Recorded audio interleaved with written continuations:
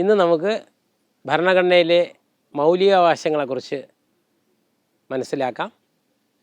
നമ്മോടൊപ്പം ഇന്ന് തിരുവനന്തപുരം നിയമ കലാലയത്തിലെ വിദ്യാർത്ഥിനികളും കൂടെ ഉണ്ട്. നമുക്ക് ആദ്യം ഭരണഘടനയുടെ മൗലികാവകാശത്തിൻ്റെ പ്രസക്തിയെക്കുറിച്ച് മനസ്സിലാക്കാം. ഭരണഘടനയിലെ മൗലികാവകാശങ്ങൾ എന്തെല്ലാമാണ് സാർ? സമ്മതത്തിനെ കുറിച്ച് ഭരണഘടനയിൽ എന്താണ് പ്രതിപാദിക്കുന്നത്? ഭരണഘടനയുടെ 3-ാം ഭാഗത്താണ് മൗലികാവകാശങ്ങളെക്കുറിച്ച് പറയുന്നത്. ആർട്ടിക്കിൾ 12 മുതൽ 35 വരെയുള്ള ആർട്ടിക്കിളുകളിലാണ് ഇതിനെക്കുറിച്ച് വിശദീകരിക്കുന്നത്. ഇതിൽ ആർട്ടിക്കിൾ 12 രാഷ്ട്രം എന്താണെന്ന് പറയുന്ന ആർട്ടിക്കിളാണ് ആർട്ടിക്കിൾ 12. രാഷ്ട്രം എന്നുള്ളത് നിർവചിക്കേണ്ടതിൻ്റെ അനിവാര്യത എന്താണെന്ന് ചോദിച്ചാൽ, ഫണ്ടമെൻ്റൽ റൈറ്റ്സ് എല്ലാം എൻഫോഴ്സ് ചെയ്യപ്പെടുന്നത് രാഷ്ട്രത്തിനെതിരെയാണ്. അപ്പോൾ ആദ്യം രാഷ്ട്രത്തെക്കുറിച്ച് മനസ്സിലാക്കേണ്ടത് തീർച്ചയായിട്ടും അത്യന്താപേക്ഷിതമാണ്.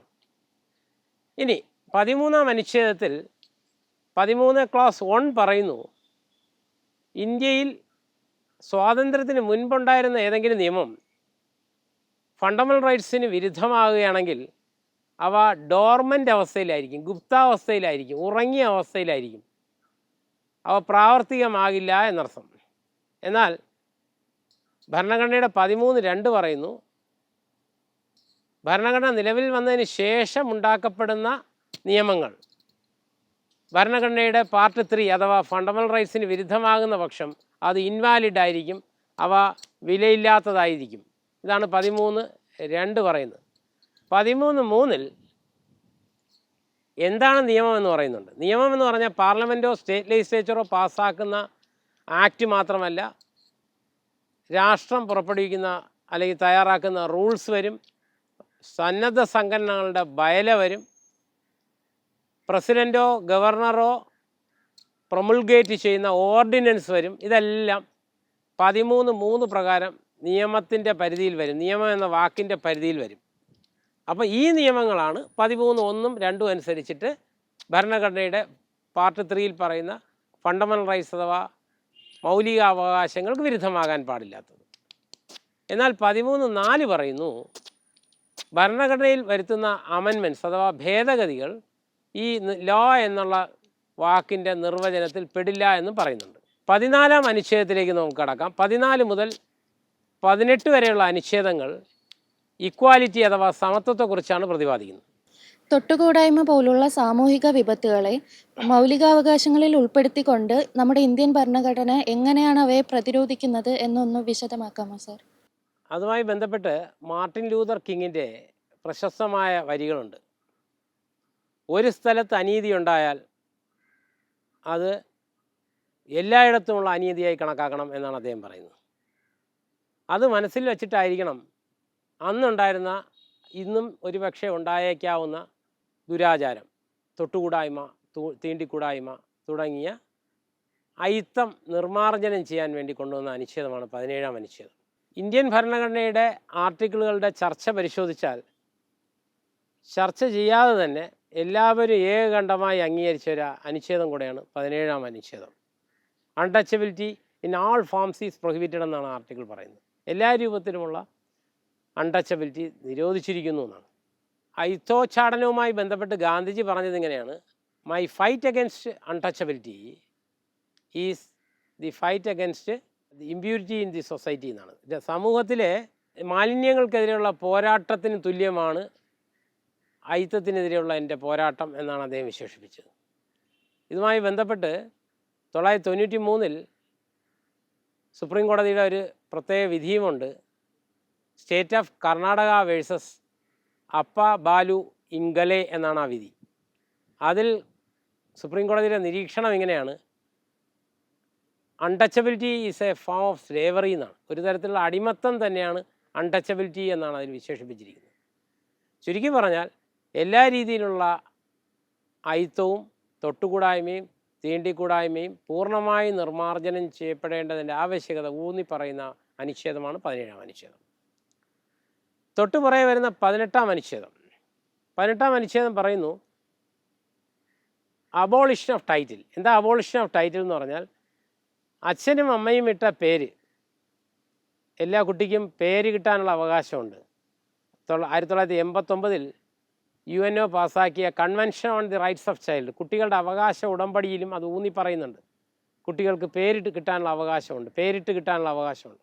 അങ്ങനെ ഇട്ട പേരിനെ മാറ്റിക്കൊണ്ട് ഒരാളിന് പേര് കൽപ്പിച്ചു കൊടുക്കാനോ അല്ലെങ്കിൽ ആ രീതിയിലുള്ള വിളിപ്പേരുകൾ വച്ച് വിളിക്കാനോ രാഷ്ട്രത്തിന് അനുവാദമില്ല.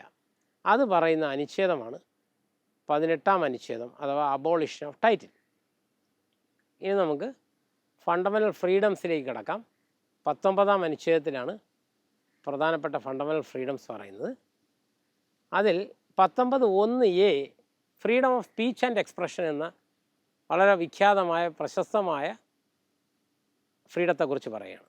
ഇതിൻ്റെ ഒറിജിൻ തേടിപ്പോകുമ്പോൾ UDHR universal declaration human rights എന്ന 1948 ഡിസംബർ മാസം 10-ാം തീയതി ലോകം സ്വീകരിച്ച പ്രധാനപ്പെട്ട ഡിക്ലറേഷനിലെ 19-ാം അനുച്ഛേദവുമായി മാച്ച് ചെയ്യുന്നതാണ് ഇവിടുത്തെ 19(1)(a). അതിലെ 19(1)ൽ ഇതേ ആശയം പറയുന്നുണ്ട്. എന്താ പറയുന്നത് വെച്ചാൽ freedom of speech and expression, നമുക്ക് സംസാരിക്കാനും അഭിപ്രായ പ്രകടനത്തിനുമുള്ള സ്വാതന്ത്ര്യമുണ്ട്. ഈ 1948 ഡിസംബർ മാസം 10-ാം തീയതി ലോകം സ്വീകരിച്ച UDHRലെ ഇതേ ആശയം തന്നെ 1966 ഡിസംബർ മാസം 16-ാം തീയതി UNO പാസ്സാക്കിയ ICCPR അഥവാ international covenant on civil and political rights എന്ന ഡോക്യുമെൻറ്റ്സിലെ 19-ാം അനുച്ഛേദത്തിലും പറയുന്നുണ്ട്. ഇതുമായി ബന്ധപ്പെട്ട് ശ്രദ്ധേയമായൊരു കേസ് കൂടെ പറയുന്നത് അനുയോജ്യമാണെന്ന് വിചാരിക്കുന്നു. വളരെ പ്രശസ്തമായൊരു കേസാണ് Bijoy Emmanuel and others versus state of Kerala എന്ന് പറയുന്ന കേസ്. ആ കേസിനെ നാഷണൽ ആന്തം കേസെന്നും വിശേഷിപ്പിക്കാറുണ്ട്.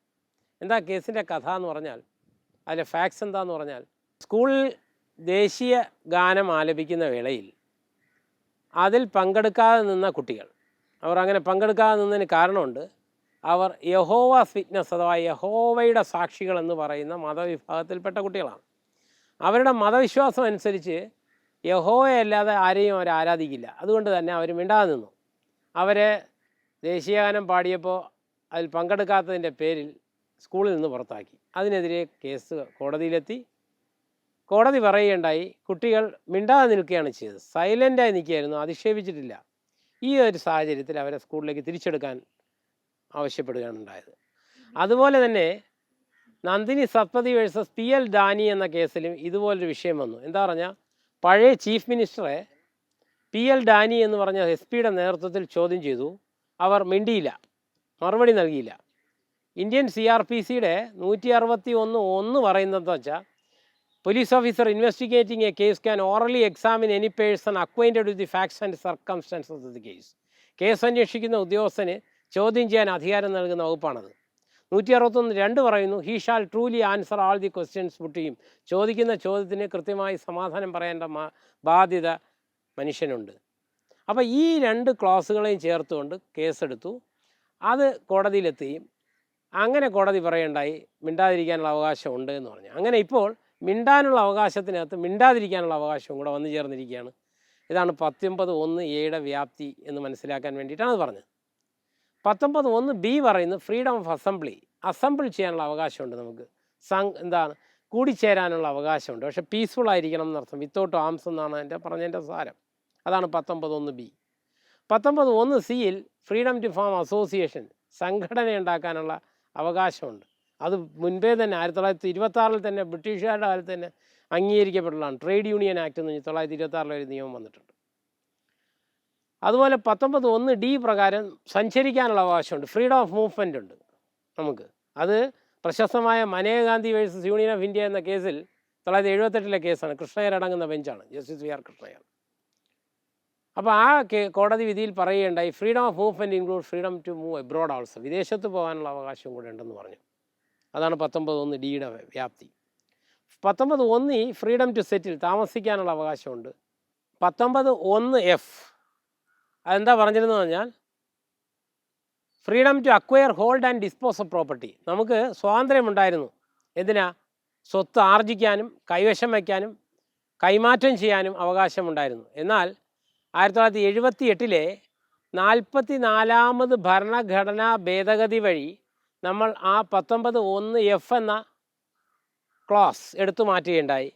അങ്ങനെ നോക്കുമ്പോൾ ഇപ്പോൾ 6 ഫണ്ടമെൻ്റൽ ഫ്രീഡംസാണ് ഉള്ളത്. മുൻപ് അത് 7 ആയിരുന്നു. ആ എഫ് പോയെങ്കിലും അടുത്ത് വരുന്ന ജി അതുപോലെ ആയിട്ട് തുടരുകയാണ്. എഫിൻ്റെ സ്ഥാനത്ത് ജി വന്നിട്ടില്ല, ജി അങ്ങനെ തന്നെ തുടരുകയാണ്. അപ്പോൾ നോക്കുമ്പം 7 ഉണ്ടെന്ന് തോന്നുമെങ്കിൽ ഇടയ്ക്കൊന്ന് നഷ്ടപ്പെട്ടത് കാരണം 6 ഫണ്ടമെൻ്റൽ ഫ്രീഡംസാണുള്ളത്. ഏതുപോലെയെന്ന് വെച്ചാൽ ഫണ്ടമെൻ്റൽ റൈറ്റ്സ് 6 ഉള്ളതുപോലെ. അതുപോലെ തന്നെ 19(1)G എന്താ പറഞ്ഞാൽ നമുക്ക് ഇഷ്ടമുള്ള പ്രൊഫഷൻ സ്വീകരിക്കാനുള്ള അവകാശം നൽകുന്നതാണ് ആ ആർട്ടിക്കിൾ. പക്ഷേ ഇതിൻ്റെ എല്ലാം എക്സെപ്ഷൻസ് ഉണ്ട് കേട്ടോ. 19(1)A പറയുന്ന അവകാശങ്ങൾക്ക് ചില റെസ്ട്രിക്ഷൻസ് പറയുന്നുണ്ട്. അത് 19(2) പറയുന്നത്. എന്തെല്ലാം ഗ്രൗണ്ടിലാണെന്ന് നോക്കാം. 19(2) പറയുന്നു, ചില കാരണങ്ങൾ പറഞ്ഞുകൊണ്ട് 19(1)A പറയുന്ന ഫ്രീഡം ഓഫ് സ്പീച്ച് ആൻഡ് എക്സ്പ്രഷനിന്മേൽ രാഷ്ട്രത്തിന് നിഴൽ വീഴ്ത്താം, രാഷ്ട്രത്തിന് നിയന്ത്രണങ്ങൾ ഏർപ്പെടുത്താം. അത് ഏതെല്ലാമാണ്? ഒന്ന്, പബ്ലിക് ഓർഡർ, പൊതുജനസമാധാനം, പൊതുജനക്രമം തകർക്കുന്ന രീതിയിൽ സംസാരിക്കാൻ പാടില്ല. അതുപോലെ തന്നെ മൊറാലിറ്റിക്ക് വിരുദ്ധമായി, ധാർമ്മികതയ്ക്ക് വിരുദ്ധമായി സംസാരിക്കാൻ പാടില്ല. അതുപോലെ തന്നെ രാഷ്ട്രത്തിൻ്റെ സെക്കുലാർ സ്വഭാവത്തിനെ തച്ചു തകർക്കുന്ന രീതിയിൽ പ്രസംഗിക്കാനും സംസാരിക്കാനും പാടില്ല. ഇൻഡീസൻ്റായി സംസാരിക്കാൻ പാടില്ല, ഡീസൻ്റായി വേണം സംസാരിക്കാൻ. അതുപോലെ തന്നെ രാഷ്ട്രത്തിൻ്റെ പരമാധികാരത്തെ വെല്ലുവിളിച്ചുകൊണ്ടുള്ള പ്രസംഗങ്ങൾ അരുത്. രാഷ്ട്രം മറ്റ് രാഷ്ട്രങ്ങളുമായി friendly relation with the foreign state എന്നാണ് പറയുന്നത്. മറ്റ് രാജ്യവുമായിട്ടുള്ള നല്ല സൗഹാർദ്ദം തകർക്കുന്ന രീതിയിലുള്ള സംസാരം പാടില്ല. അതുപോലെ തന്നെ രാഷ്ട്രത്തിൻ്റെ അഖണ്ഡതയ്ക്ക് വിഘാതമാകുന്ന രീതിയിൽ, അതിനെ ഇല്ലാതാക്കുന്ന രീതിയിൽ സംസാരിക്കാൻ പാടില്ല.